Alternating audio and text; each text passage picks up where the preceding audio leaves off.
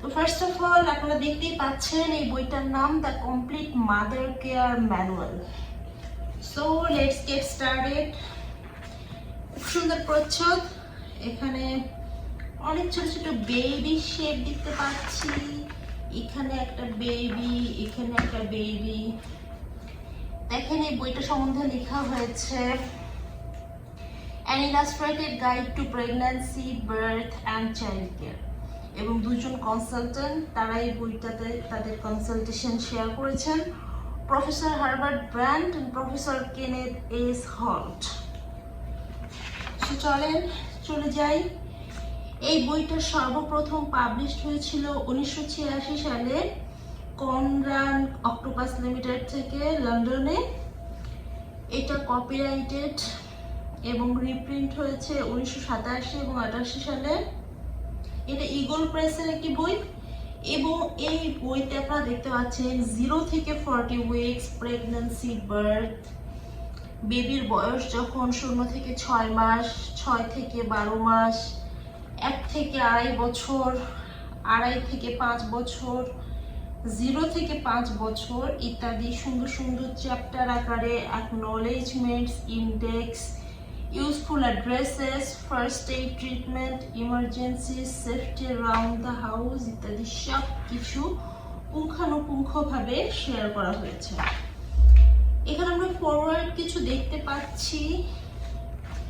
একটু এগিয়ে যাই। আমাদের প্রথম চ্যাপ্টারটাই হলো প্রেগন্যান্সি অ্যান্ড বার্থ। এখানে কি লিখেছে, আমার উচ্চারণের ভুল থাকলে সেটা ক্ষমা সুন্দর দৃষ্টিতে দেখবেন। লিখেছে weeks of waiting and wondering will finally culminate in the moment of birth. This is a period of change, physical change as the baby develops and grows in the womb, and emotional change as the idea of a new life becomes real. So pregnancy and birth এর প্রথম যে অনুচ্ছেদ লেখা, your pregnancy and delivery. Having a baby is both exciting and demanding, rewarding and frustrating, worrying and yet emotionally satisfying and fulfilling. There is now plenty of opportunity to read about pregnancy, childbirth and parenthood, and to talk to friends and professional advisors. Efficient methods and techniques help with pain and with any problems in labor. Be optimistic, be realistic, and retain your sense of humor as you approach this fascinating and very important period of your lives. তো pregnancy delivery নিয়ে কিছু basic কথাবার্তা। তারপরে দিয়েছে pre conceptual health, যে baby নেওয়ার পূর্বের কিছু কনটেক্সট, এবং পরের চ্যাপ্টারে আমরা দেখতে পাচ্ছি ওই চ্যাপ্টারের পরের অনুচ্ছেদে আপনি কিভাবে জানবেন আপনি প্রেগনেন্ট কিনা, এরপরে আপনি কিভাবে আপনার প্রেগন্যান্সি কাউন্ট করবেন। এর সাথে সাথে এরপরে চ্যাপ্টারে আমরা পাচ্ছি রিপ্রোডাকশন সাইকেল, কিভাবে বেবি গ্রোথটা হয়, এছাড়াও ovulation, fertilization, implantation, cell division, sperm reaching the egg ইত্যাদি মানে পার্ট বাই পার্ট দেওয়া আছে। এরপরে দেখেন you and your growing baby, মানে কিভাবে বেবি গ্রো করে পেটের মধ্যে, এই সব কিছু এখানে ছবির সাথে খুব সুন্দর করে বর্ণনা করা হয়েছে।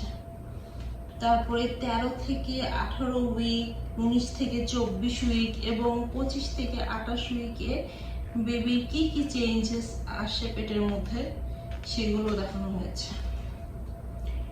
এরপরে একদম যখন অনেকটা বেবি পেটে ম্যাচিউর হয়ে যাচ্ছে সেই সময় কিছু স্টেজেস দেখানো হয়েছে এবং 40 উইক পর্যন্ত ফাইনাল স্টেজ পর্যন্ত দেখানো হয়েছে।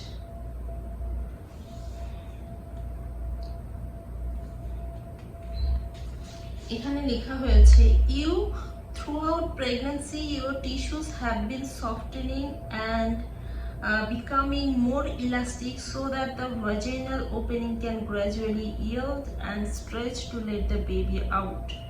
The ligaments which bind the bones of your pelvis have also softened to allow expansion of your birth canal, so there is extra room for the baby to pass. তো এটা অনেক বেশি elastic হয়ে যায়, তখন এই ভ্যাজিনাল ওপেনিং গুলো বেবির বের হওয়ার সাথে এবং বেবির সাথে যে লিগামেন্ট গুলো যুক্ত থাকে পেলভিস এরিয়া বোনসের ক্ষেত্রে, এগুলো সবকিছু বেশ সফট হয়ে যায়, যাতে করে সহজেই বেবি বেরিয়ে আসতে পারে। যদিও বাংলাদেশে এখন সবাই অপারেশন করে, নর্মাল ডেলিভারি খুবই কম হয়। এরপরে চ্যাপ্টারে antenatal care, where to have your baby, এছাড়াও hospital delivery, GP unit, domino scheme, home delivery, antenatal clinic, booking in, each and everything এখানে বর্ণনা করা হয়েছে, কি কি করতে হবে, কিভাবে ডক্টরের কাছে কি কি বিষয়ে কনসাল্ট করতে হবে, ডক্টর কি কি করবে, অথবা হোম ডেলিভারি হলে কি কি হবে, এটসেট্রা এটসেট্রা। এবার আলোচনা করা হয়েছে খুবই সিগনিফিক্যান্ট একটা চ্যাপ্টার, সেটা হলো কমপ্লিকেশনস ইন প্রেগনেন্সি।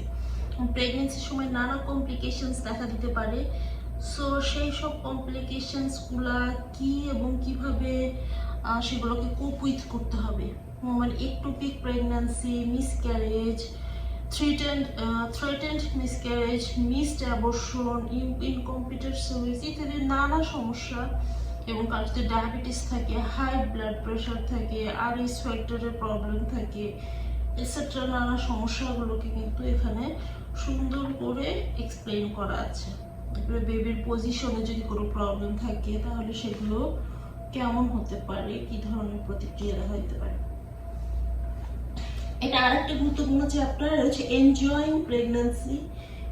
তো পার্টিকুলারলি মহিলারা প্রেগন্যান্সির সময়টা বেশিরভাগ মহিলারা একটা কষ্ট হিসেবে দেখে। তো এই সময়টা যেহেতু খুবই কমপ্লেক্স একটা সিচুয়েশন, তো এই সময়টাকেও কিভাবে এনজয় করা যেতে পারে, এই সময় যে প্রবলেমগুলো হয় যেমন মুড চেঞ্জ হতে থাকে, খাবার দাবারের সমস্যা হতে থাকে, নানা সমস্যা, তো সেগুলোকে কিভাবে কোপ উইথ করতে হবে সেই ব্যাপারগুলো এখানে শেয়ার করা হয়েছে। এরপরে চলে যাচ্ছি, হ্যাঁ এটা ওটার মধ্যে যে ট্রাভেলিং, কিভাবে ট্রাভেল করবেন প্রেগনেন্ট অবস্থায়, নিজের প্রতি কিভাবে লক্ষ্য রাখতে হবে, নিজের টিথ মানে দাঁতের ক্ষেত্রে, ডায়েটের ক্ষেত্রে, ওয়েট গেইনের ক্ষেত্রে, স্লিপ এবং রিল্যাক্সেশন ইত্যাদি সব কিছু সুন্দর করে দেওয়া আছে। এখানে দেওয়া আছে থিংস টু অ্যাভয়েড, কি অ্যাভয়েড করতে হবে, যেমন অ্যালকোহল, ড্রাগস, স্মোকিং ইত্যাদি অ্যাভয়েড করার মতো ব্যাপারগুলোকে সুন্দর করে শেয়ার করা হয়েছে। এছাড়াও কি ধরনের পোশাক পরা উচিত মহিলাদের এই সময়, এবং কোনগুলো পরা উচিত নয় ইত্যাদিও সুন্দর করে ছবি দিয়ে বর্ণনা করা হয়েছে। এবার বলেছে কিছু কমন ডিসকমফোর্টস নিয়ে, যে প্রেগন্যান্ট অবস্থায় কি ধরনের ডিসকমফোর্ট গুলো ফিল হয় এবং সেগুলোকে কিভাবে কোপ উইথ করতে হয়। যেমন এই সময় শরীরে নানা পেইন দেখা দেয়, তারপরে ব্যাক পেইন দেখা দেয়, তারপরে bleeding gum, blocked nose, cramp, breathlessness, constipation, craving ইত্যাদি। এই প্রবলেমগুলোকে কিভাবে ফেন্ট হয়ে যায়, অনেকে হেডেক হয় এবং ফ্রিকুয়েন্ট ইউরিনেশন হয় ইত্যাদিকে কিভাবে ওভারকাম করা যায়। ইচিং হয়, পাইলস হয়, র্যাশেস হয়, স্লিপিং প্রবলেম, টায়ার্ডনেস ইত্যাদি নানা প্রবলেমের কথা এখানে বলেছে, যেগুলো কিভাবে কোপ উইথ করতে হবে সেই সম্পর্কেও কিছু ধারণা দেওয়া আছে। এবং এই চ্যাপ্টার দেওয়া আছে প্রিপেয়ারিং ফর বার্থের জন্য কিভাবে প্রিপেয়ার করতে হবে শরীরকে, মনকে, এবং কি কাজগুলো করা যাবে না, কি করতে হবে ইত্যাদি সব কিছু। এখানে একটা ডেলিভারি রুমের ছবি দেওয়া আছে, মনিটরিং, পেইন রিলিফ ইত্যাদি সব ব্যাপারে সুন্দর করে বর্ণনা করা আছে। এর পরে আমরা চলে যাচ্ছি আরেকটা চ্যাপ্টারে, প্রিপেয়ারিং ফর ইওর বেবি। আচ্ছা, বেবির জন্য কি কি ধরনের প্রিপারেশন নিতে হবে? শুধু তো প্রেগন্যান্সি নিয়ে ভাবলেই হবে না, যেহেতু একটা বেবি আসতে যাচ্ছে তার জন্য কিছু জিনিসপত্র নিতে হবে, হসপিটালের জন্য কিছু জিনিসপত্র লাগবে ইত্যাদি। তারপরে ডেলিভারি সম্পর্কে বলেছে, শেভিং ইত্যাদি বেশ কিছু গুরুত্বপূর্ণ বিষয়গুলো নিয়ে কথা হয়েছে। এবং এই যে ডেলিভারির ফার্স্ট স্টেজ অফ লেবার, বেশ কিছু স্টেজ আছে নর্মাল ডেলিভারির ক্ষেত্রে, সো সেগুলোকে কিভাবে ওভারকাম করতে হবে, কি কি করতে হবে এটসেট্রা। এবং after delivery babies appearance, checking your baby, একটা নতুন বেবি হওয়ার পরে তার শরীরের কিছু বিষয়, তার আনুষঙ্গিক কিছু জিনিস চেক করতে হয়, যেগুলোতে সমস্যা আছে কিনা শুরুতে চেক করে নেওয়া ভালো, সো সেটা বলেছে।